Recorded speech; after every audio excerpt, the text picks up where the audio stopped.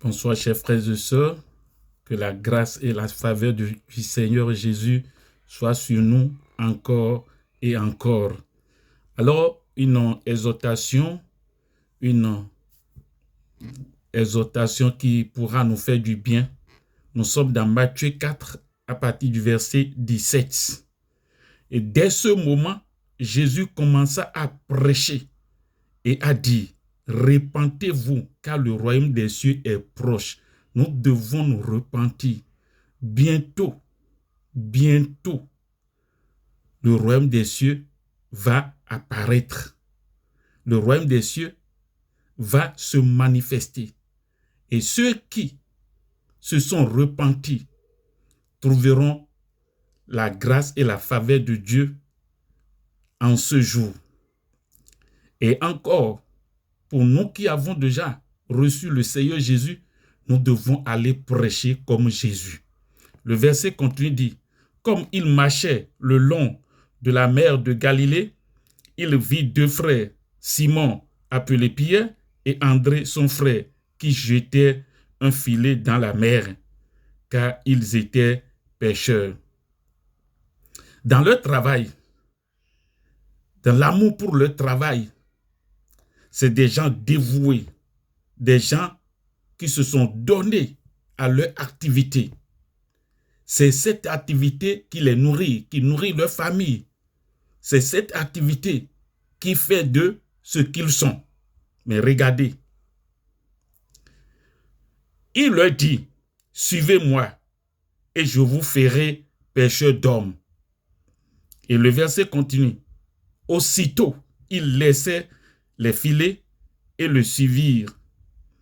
De là, étant allé plus loin, il vit deux autres frères, Jacques, fils de Zébédée, et Jean, son frère, qui étaient dans une barque avec Zébédée, leur père, qui était aussi en train de réparer leur filet. C'est des pêcheurs aussi.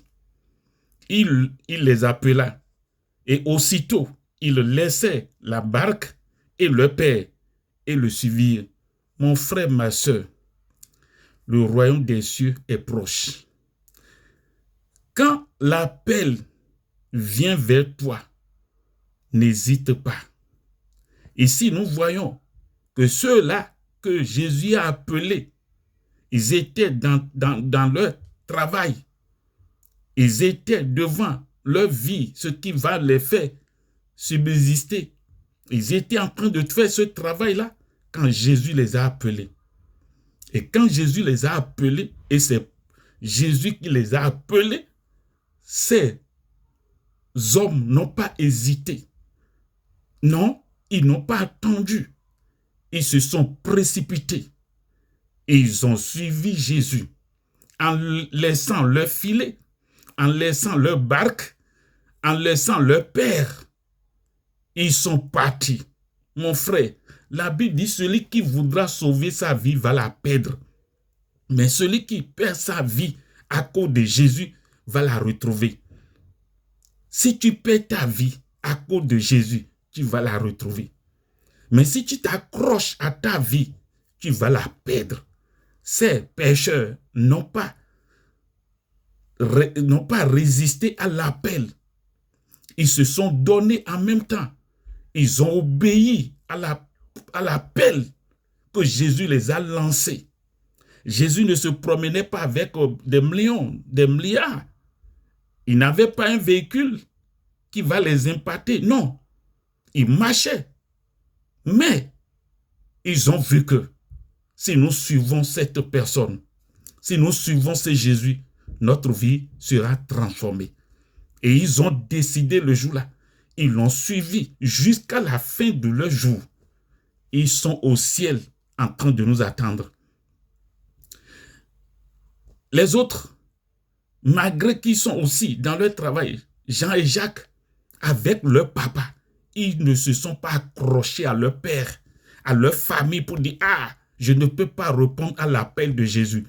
Ils ont répondu. Ils ont laissé leur père. Ils ont laissé leur travail.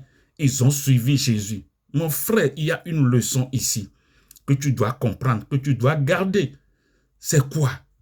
Jésus dit, si quelqu'un aime son père, sa mère, sa femme, ses enfants, et sa propre vie, plus que lui, celui-là n'est pas digne de lui. Ils n'ont pas voulu s'accrocher à leur père, à leur famille.